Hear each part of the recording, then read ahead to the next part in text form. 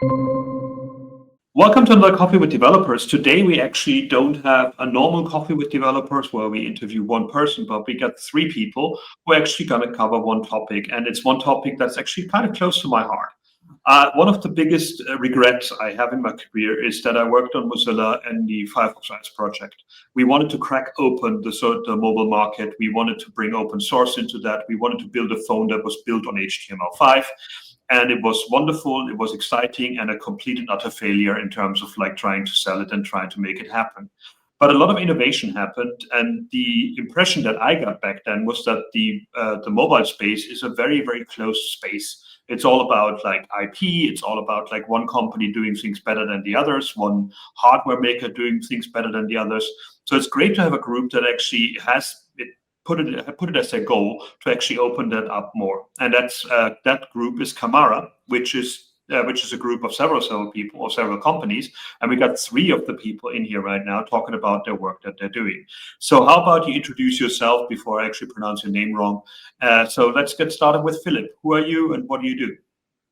Yes, nice to meet you. I'm Phillip. I'm doing developer relations for Deutsche Telekom, based in Berlin. And yeah, we're getting started to give developers more access to the actual infrastructure of the telcos worldwide. That's what we're doing also in Camara to standardize this. And I'm happy to help developers getting this access and explain to them how they can use our APIs. Next, we got Laura. Hi, I'm Laura Lacarra.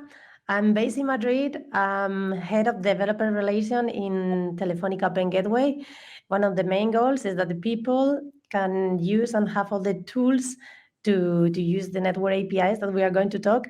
My background is always developer. I've been developer. I'm based in websites and infrastructure for AI and big data. And now I'm in charge of this. So I'm really excited to be here. Thank you. Cool. And last but not least, we got Alexandru. Hi, Chris. Thanks for having me. My name is Alexandru. I drive the product innovation at Orange on the network APIs.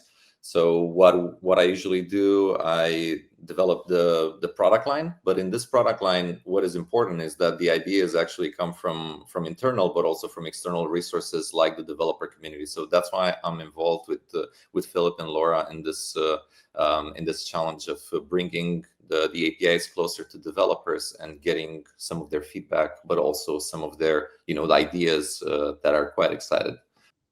And Orange, we're glad to have you here. Okay, to get the bad jokes out of the way in front. So what are the network APIs in one sentence? Phillip, can you enlighten us what are you doing in that case? I mean, what does a network API mean? Yes, so there are in general different types of APIs that we're offering, from communication to network APIs, especially network APIs is what is special about our current initiative, which is giving more access to the deep infrastructure that we have in the networks, especially with 5G, the new capabilities that the networks can give and can give access to developers. That we now can give access to via these APIs. That's different capabilities from seeing the location of SIM cards in a cell to prioritizing SIM cards in a cell so that they have better internet on demand. To see different types of network status, such as when has a SIM card been changed the last time for a phone contract or within a device. So it's all information that we have either within the cells of our network, where we can also either have information or influence the cells, or that are behind the contract of our users that we can now give access to. And Laura, what does that mean for developers? Why is that an important time right now to bring these up? And what is the goal that you achieved that was not done before? This is the first time that the telcos open the capabilities for developers. Normally, you have to deal with the telcos with a team, and what are the times to have a capability done for a specific company? It takes months, but this, you open the capabilities, all the information that have the telcos to prevent the fraud, to make a better user experience, because we have a lot of information that we use it to create a better experience. We open to any developers, any app that you have. If you have a login in your app, that's perfect for you, because then you can make a faster login without password for developers. You have a registration that you have to check the phone. Use this. So it's the best way to verify that this is the real phone for the user, and it's going to be fast. You don't need to send an email or something like that to do the two-factor authentication. So this is a big deal. It's so great that we open to developers, to anyone that want to improve the apps. That's perfect. I mean, it's also the problem in the past was that when you actually had to work with all the different telcos themselves, they all had their own APIs, they all had their ways to actually work with them. They all sent you SDKs in different code, in different programming languages that you couldn't work with. And it seemed to me at one time there was a telco a week. There was like lots of like different partners there. How many people are in Camara? How many other telcos are you working with? Alexandru, do you have insight on that? Yes, of course. So I think maybe we can speak a bit about Camara. So let's position it at the Linux Foundation level. So we three from Deutsche Telekom, from Orange, and from Telefónica, we are proud members of this initiative. And the goal is to standardize the way we approach the APIs coming from the network, because historically we don't have necessarily the best record, right? As you were saying, every operator was exposing this in their own way. So the idea here is that everyone collaborates to bring it to the same specifications. So we are working not only with the telco community, but also with different aggregators, with different system integrators, also with the hyperscalers. So everyone is kind of involved in this, because at the end of the day, it's not only about telcos, putting something in the market. It's about who is consuming it. So who is consuming it? Developers from different enterprises, from startups, individual developers as well, and also from enterprise companies. So we want to bring this closer to them. And in terms of participations, I think since quite some time we have more than 60 or 70 companies that are involved in Camara, and this is growing, of course, organically. And anyone can, as the code is basically open source, anyone can contribute to that. There are different working sessions, working groups that are standardizing these APIs. What languages are these built in, these APIs? Like what was the language that you all agreed on? Yeah, so at least from our perspective is first getting the specifications ready on how and what are the initial parameters in these APIs. I don't think we necessarily think language, because we want to be used in many developer languages. For us, it's more important of, let's say, simplifying the network, because network is quite complex. So we don't want to bring that complexity to developers. We just want, if they want, as Laura was describing, if they want a easier way to authenticate users in their applications, all they need to know is a phone number, and then that's it. They don't need to know what is let's say, the network function that this actually talks to behind the scenes. So we just want to make let's say, the specifications as easy as possible, and this can be integrated in different languages that developers are using. Specification use Open API, so it's a standardization. This is Jan mostly. So it's easy. Finally, we have the APIs in one place that makes that you can use one API and works for all the telcos around the world and in different countries. And it's only available in places that you can consume for developers, the cloud. Finally, they use the technology that they want. And the telcos inside, we use the technology that we want. That makes the standardization work. You can use anything, and then the standardization makes works for everyone. And Laura, how do the network APIs differ from traditional communication APIs? I mean, we always had SMS and voice APIs and being able to send messages. But what is the extra level that the network APIs give you as a developer? Like, for example, when you send the SMS, everyone, imagine that you want to to log in to register for a new place, then you must verify that the people is exactly who is saying. So when you receive the SMS, the problem of the SMS is like it has a lot of fraud.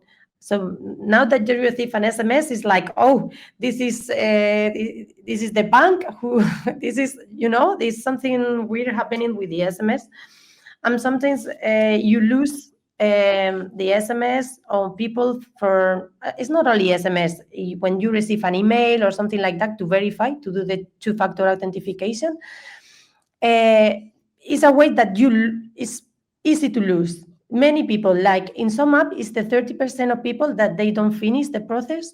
In sometimes it's only the 9% of people, they don't finish the process because they lose the email, the authentication code, or something like that. So with this, the telco knows that you are you, and then it do the two-factor authentication. So that makes that your app is more faster. It converts more people as final users because they don't get lost. So I think this is the main goal. And there are more applications. Okay, it's not only for the login, but even imagine that you want to verify that a transaction is made when it's your phone. Okay, so that makes powerful the network. The telcos knows many things that can prevent the fraud. I think for me, it's also about the depth of integration that we now allow. The communication APIs were always rather an abstraction to the top that like basically simulated a SIM card. You could send an SMS. There were a lot of intermediaries until it went to our core, and then we terminated it as we did with the normal SIM cards. With the network APIs, now you're getting a lot closer to our infrastructure and our core, and we're giving direct access to it with a lot more depth than we did with the communication APIs earlier on. So that you get closer to the core, you have more in detail possibilities to influence our infrastructure than you had with the communication APIs that were rather use case focused and simulating the same type of services we were offering with SIM cards. And how do the new APIs work with identity and fraud prevention? I mean, SIM card swapping is a problem. Number verification is another problem. Like, how do you verify it? Are there more close to the metal cases right now to verify that? Philip, what's the use cases there? So we are now just giving more access to the data that we are sure we have, which is, for example, from which application is a certain call coming with number verification, so that we can verify in our core that is a certain phone with a certain SIM card making a, for example, website call. We have the SIM swap information since many years, but we were not making them available. So of course we know when the customer has ordered a new SIM card for their phone, but there was so far no possibilities for an application to see when did that the last time happen. So now we're making, for once, technical information more accessible, like is a certain API call coming from this particular SIM card, and we're making more customer information available via APIs, of course, only with the consent of the customer, so that a company can see, hey, when did a SIM card, for example, the last time changed in this particular contract. Yeah, very much. I'm a big fan of progressive enhancement. I like interfaces that actually work, and when the device and the connectivity could give us more, there should be a higher fidelity in the interface. Sadly enough, it's not the case in most of the things. I just tried Confluence and I get like a white screen, and that's about it on my mobile phone. So with the speed and connectivity insights that you get from these new APIs, is that a better way to build more responsive interfaces that way? I guess Laura, as the former web developer, would be the person that has the same close to her heart, right? Yes, as you say, for example, if we can give better connectivity to the users. Imagine that you are in a stadium and there is a lot of people, and then it's something simple as the payments that works in the phone. and you can give extra connectivity to that people, and then they can finish a payment or a video that they pay for extra experience. That's so important. I think we have a powerful network with the 5G, and maybe we are thinking now in the 6G, because it's because we always have to innovate, and we can do a lot of things with the networks to get better experience for the users. Mm-hmm. Let's talk about some examples. Alexandru, like how would I log in with a phone number? How would I do that without going through that extra step of sending an SMS and having to type in two-factor authentication? How can that be done safer now? Yeah, that's a great use case. I think it's one of the first use cases that actually works. We showcased that. Laura showcased the one ride-sharing application that is using that in Spain. So how it works, and I'm not gonna go into technical details, but it's an improvement of how you receive an SMS and then you have to fill it in. Now I know that most of the iOS and the Android community, you have a button there and you can put the one-time password. However, what happens is, so when you first create your application, you decide that you would like to use an API called number verification, and what number verification does is silently authenticates that phone number. So you basically receive a yes or no. Is the let's say is the SIM card associated to that specific phone number that you're using in the mobile application the same as with the one that we have in our database? So that's how we basically authenticate in a silent way.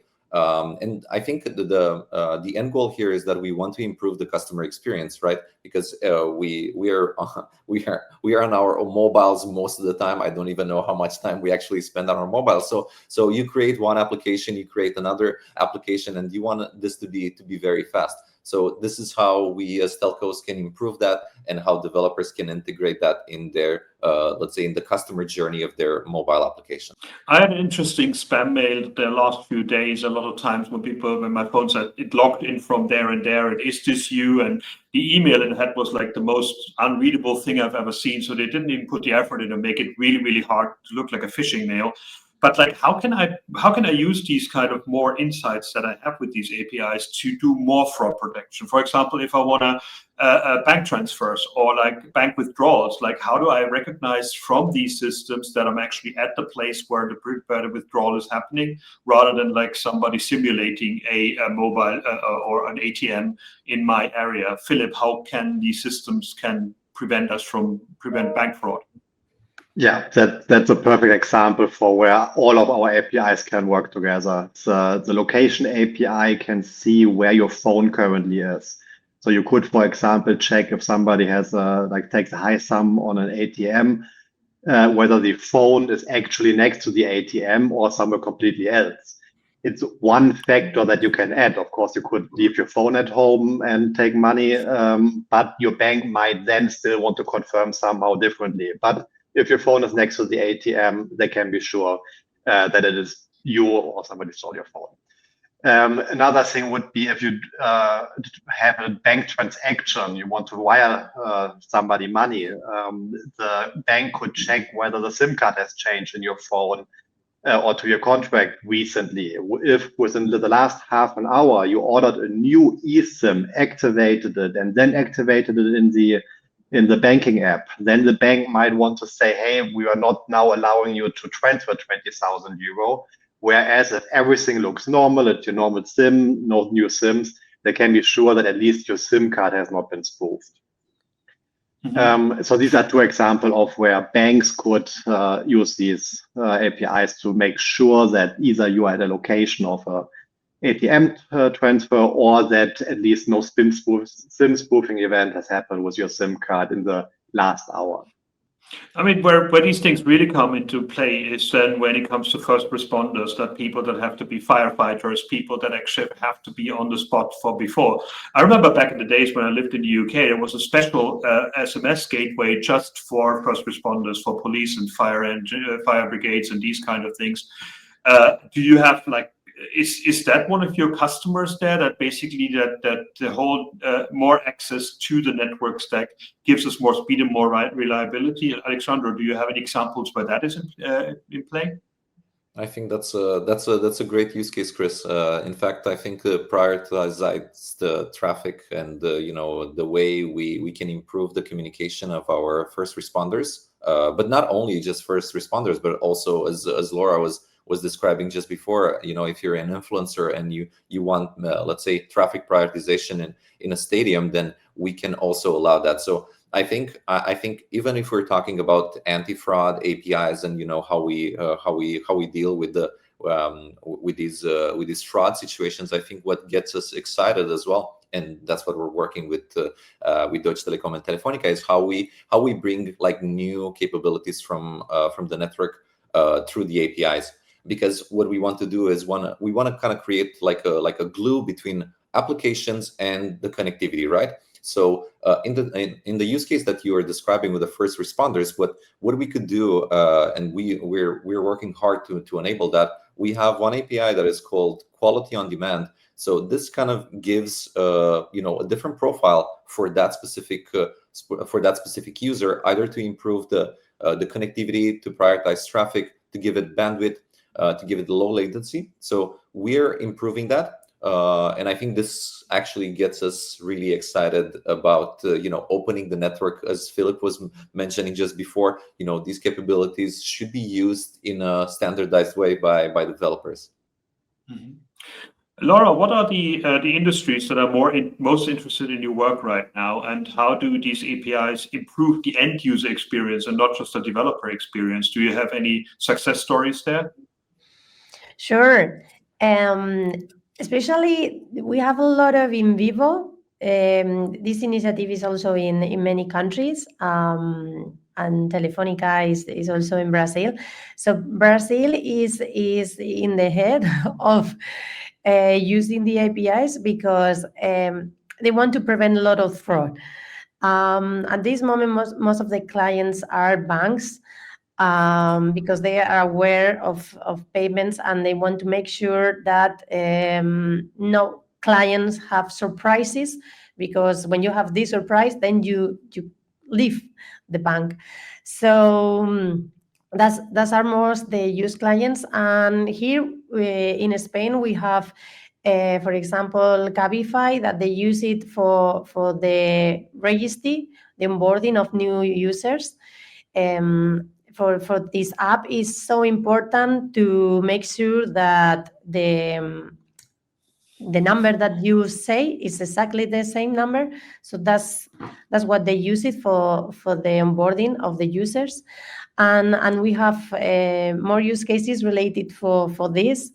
Some of them, they use it for login, and then they skip the password for this step. And we have some, for example, some for security departments. They are using quality on demand to see how improves the network for security. This is important. If there is some case of emergency, it's so important that for example, some people that came from security, not security officials, because they have a different network, but the officials, for example, in a mall, in a supermarket, they have their phones and they want to get good connectivity. We have these cases. And more. Cool. And more. We've got more. Yeah, more. I think one of the bits here that excites me is that, or probably that makes you happy as well, is that when I look back at my history in the telco market, was like everybody was fighting against each other. Everybody was saying like, we got an API for that and the others don't, and you got an API for that and the others don't. So Phillip, how does it feel to be part of that project, of the Camara work that you do right now? Because it feels like the three of you, all working in like DevRel space, can talk to each other without asking their manager to do things, right? Is this something that feels new, or is it something that you really enjoy? No, of course, like I really enjoy working here together with the colleagues. And yeah, that is a quite new phenomenon in the telco space, that even in the markets where we all have a footprint, and it is more like it is so much more important that we all work on this together to make it available for a broad user base than that we say we can capture 5% more of the API market if we are not working together. Because in the end, if, for example, in Germany, Telefónica is not offering the location API and only DT does it, then no bank will build it into their app and check at an ATM whether the location of the phone is there if it's only for 30% of their customers. So it's much more important that Telefónica in Vodafone 1&1 in Germany and Deutsche Telekom all have this API implemented so that a German use case can work. And the same, of course, for Europe-wide together with Orange, but hopefully also worldwide. And that's where the Camara initiative comes in, that all telcos work together there so that we can offer these APIs and that they are also demanded by the market because the market sees they can use it everywhere with all carriers. And it's great that we work together on that to like open up this value to the customer and we're not fighting about who can sell the other next SIM card. I have a funny story because normally we were all of us we were in the Mobile World Congress, which is a huge event, and it's based in Barcelona. Well, specifically the Mobile World Congress Barcelona, and we never speak together. But when it comes this initiative, it's perfect. Once day we meet and we have dinner together because we work together, and it's I don't know. I think I would never imagine this working and having fun together, and then it's so fun, this initiative, because we were separately and now we are working together. That's fantastic. That's beautiful. And different, and not only from Europe, it's in Asia, Africa, America, Latam. It's big, this big, and it's so diverse. This team is amazing. It's a great opportunity to be here. I think it's all about like community building, and I think that's exactly what we're doing together with Phillip and Laura, and also everyone else who's not in this podcast. It's just about bringing everyone, and I think this is what the Camara project goal is to create this new ecosystem, and competing is not necessarily the only one way of addressing the market. I think the way we bring this together is addressing the market, as Phillip was saying, for example, in Germany, where location is needed to tackle bank use cases. Or to get eSIMs in Germany finally, which we still don't have. I have an Austrian one for some reason because it was the only way of getting one.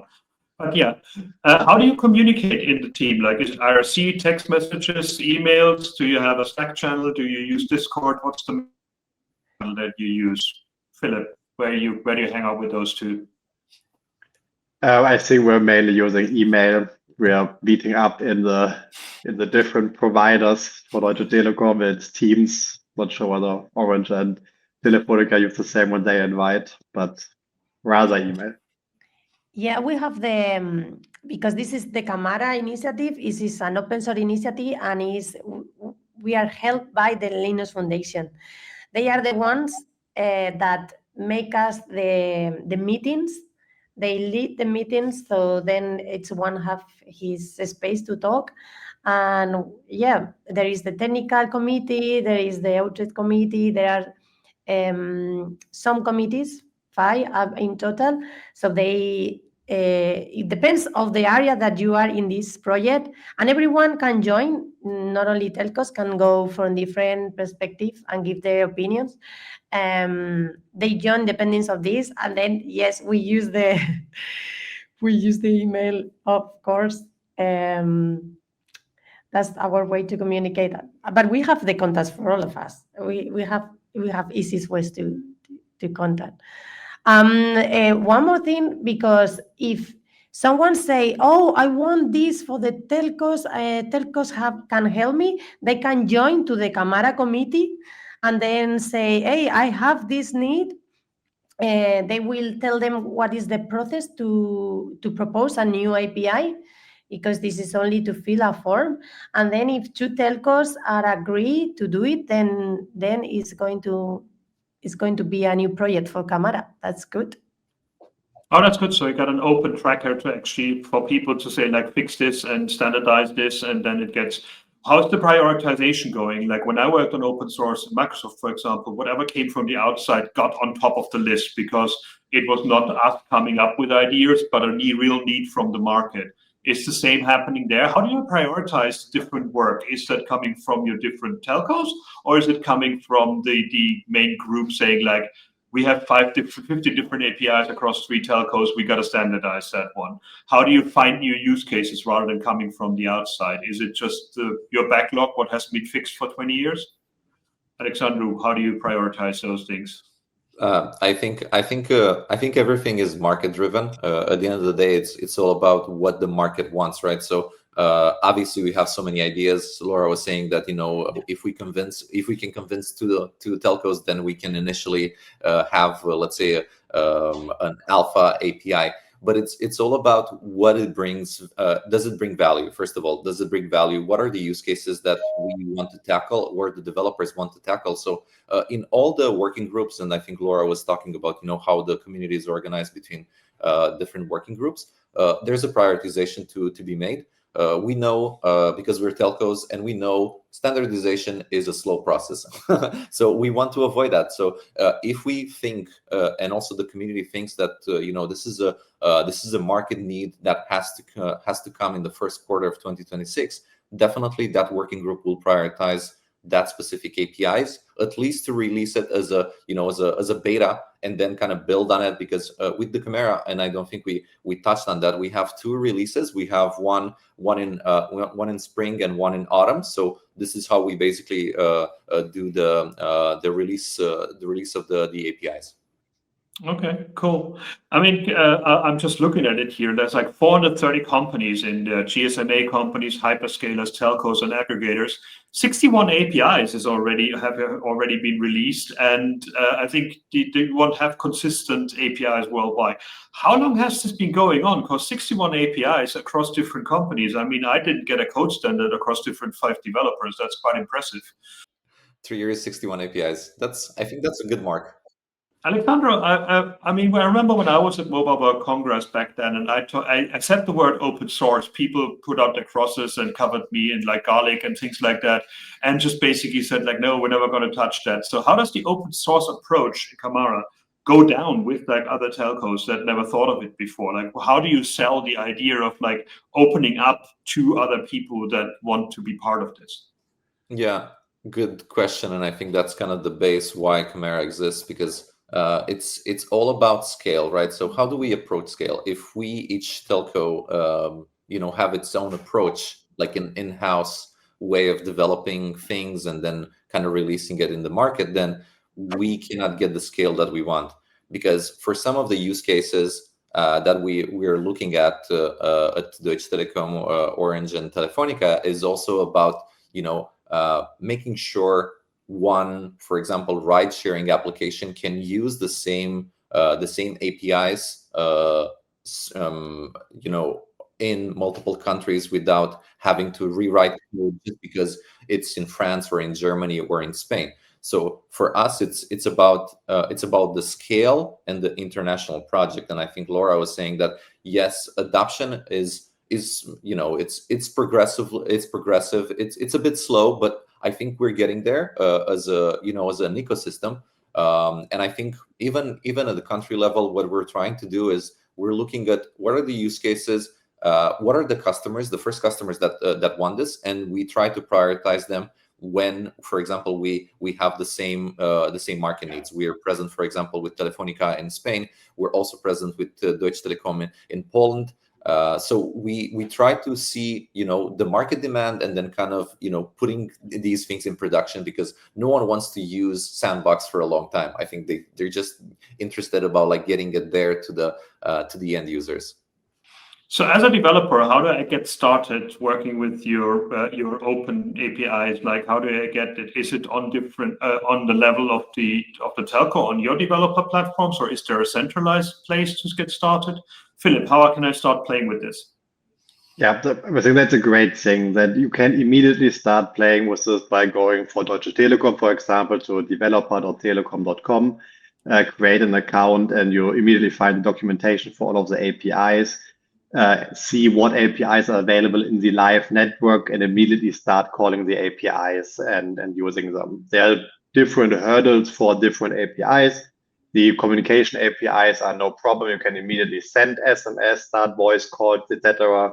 For example, for the location API, you will still have to contact us to get your use case approved because there needs to be a consent mechanism behind. But all of the APIs are directly accessible via our developer portal and can be directly used by developers today if they register. We will also work together with different aggregators from Microsoft, Amazon, Vonage, Infobip, etc. That will resell our APIs in aggregated versions. We have our own aggregator, Aduna, that is doing that mainly for the network APIs for all telcos. So there will be different aggregation layers so that developers also don't need to go to a Telefónica portal and a Deutsche Telekom portal and a Vodafone portal and Orange portal, but they can all use all of the APIs on all of the portals across the different carriers. And yeah, they can just start today by going to the different portals, for example, the Deutsche Telekom portal, and start programming. That it's the multi-telco. You can try, as Phillip said, you can try the APIs in different portals because it's a standardized and it's the same. So choose one and then try it. But the thing is, the aggregator is the one that makes the aggregation of the telco. That's what users want to try, and that's what says Phillip, that there are a few. I would suggest that if you go to GSMA, the GSMA is the one that organizes all the telcos. If you go to GSMA Open Gateway Map status, then you will see a map for all the countries and what telcos are available, what is the availability, and what aggregators are available as well. That's important to have a quick start. And then let's talk. So when doing that, you all have your own developer portals, I assume, but you're all pointing them kind of to the same work that you're doing together. Do you compare to each other? Like how do Deutsche Telekom developers differ from Orange ones, from Telefónica ones? I guess the German ones want to send a fax first, right? Do you talk to each other about that, how it's best to reach out to developers, to learn from each other for different locales as well? I guess Telefónica has a lot more in South America than Deutsche Telekom has, for example. So that would be an interesting thing in terms of as a DevRel person, how do you reach out? Do you learn from each other that way?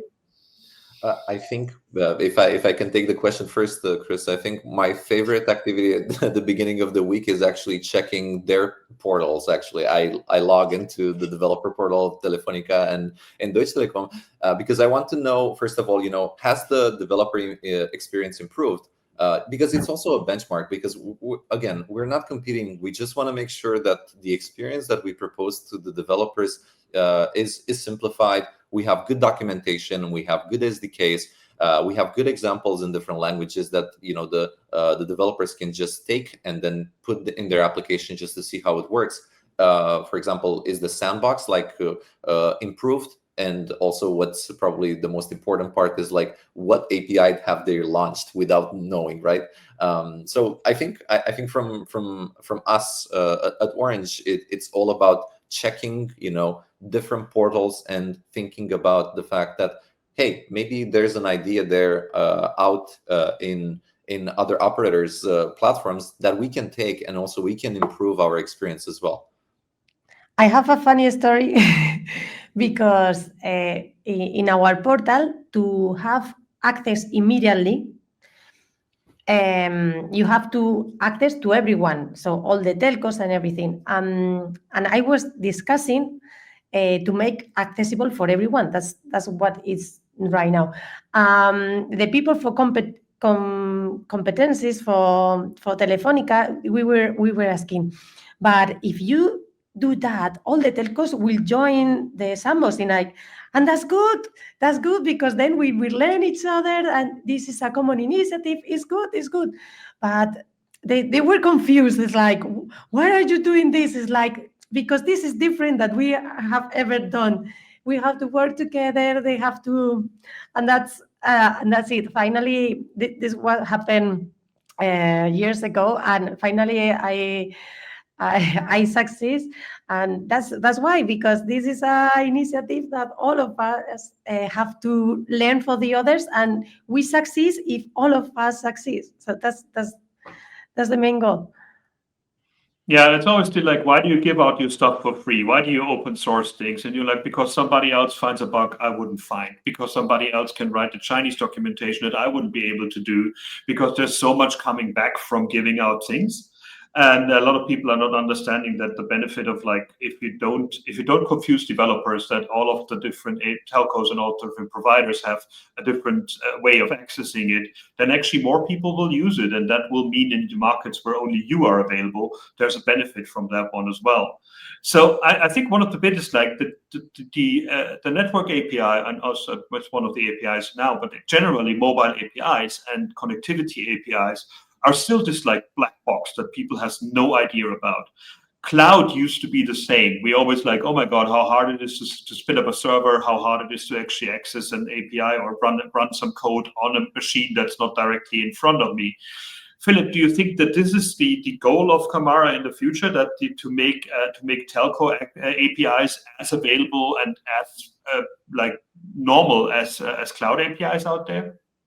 Yes, 100%. There's so much infrastructure that is available in every country for every application.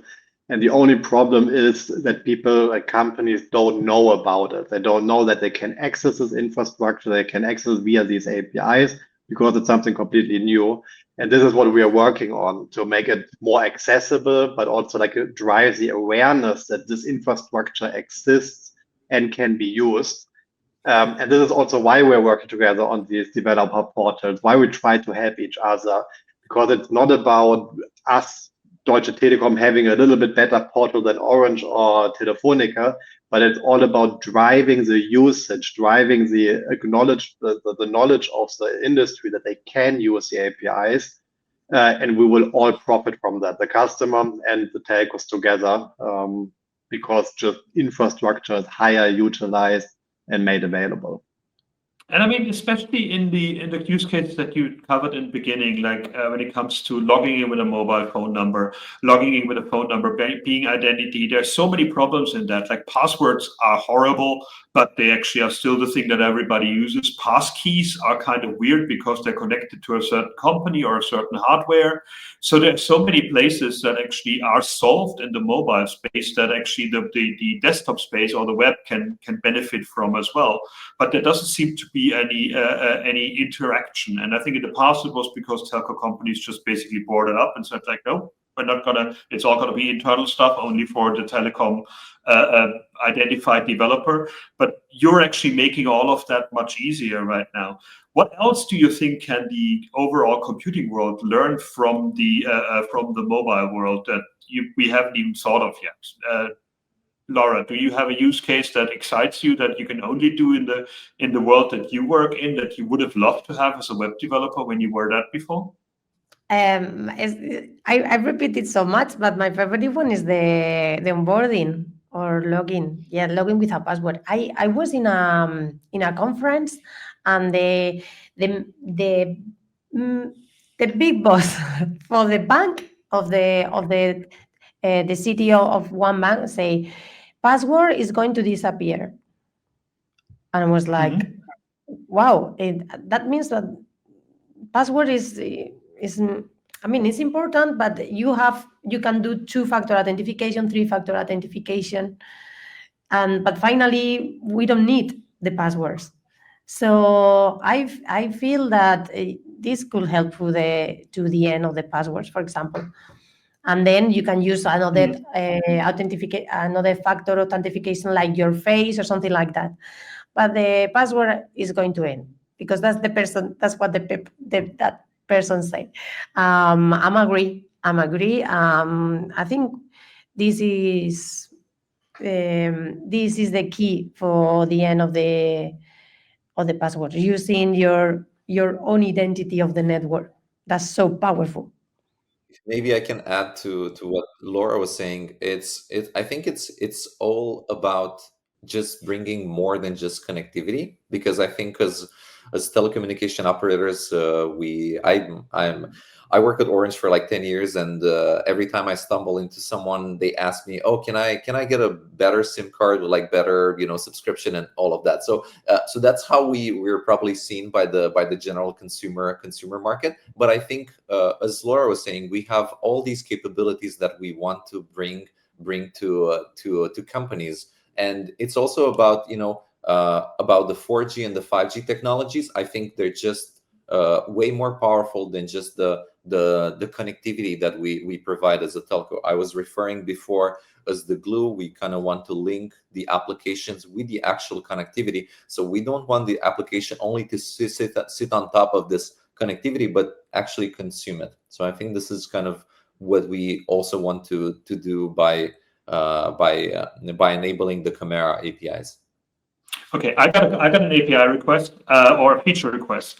I'm right now in Corfu in Greece, and that's great. That's wonderful, because my German SIM card, I can actually use the data here, except Albania is next to it.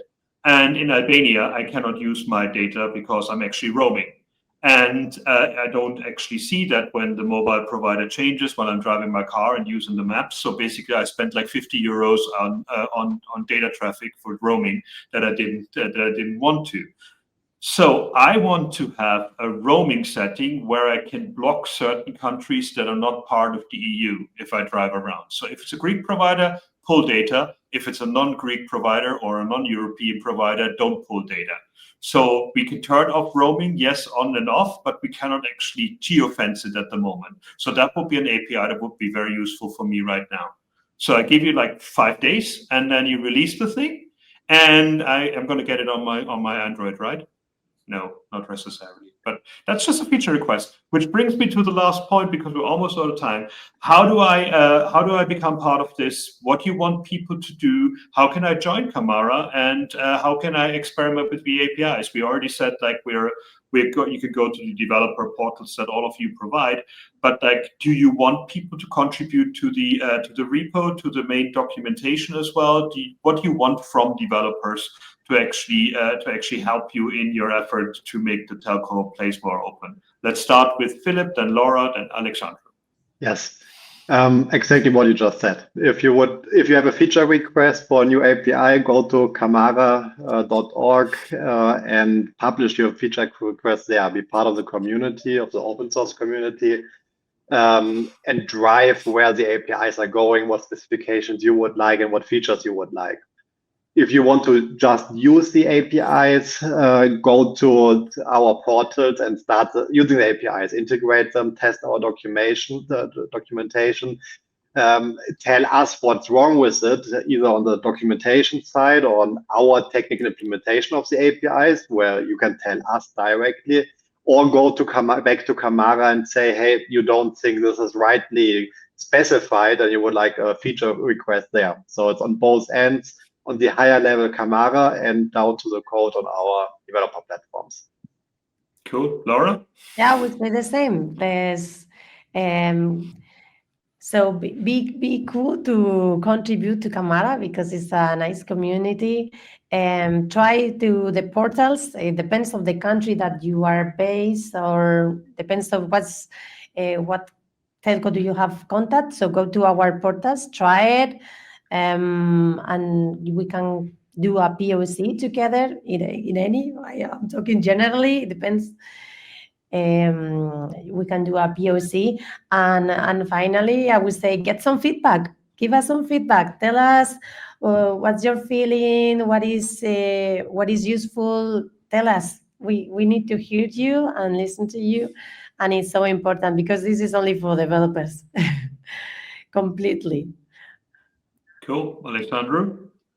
Yeah, maybe just one last thought. I think yes, definitely I agree with Philip and Laura when it comes to the developer portals. Definitely, that's probably the way to start. Also, the Camara, the repo.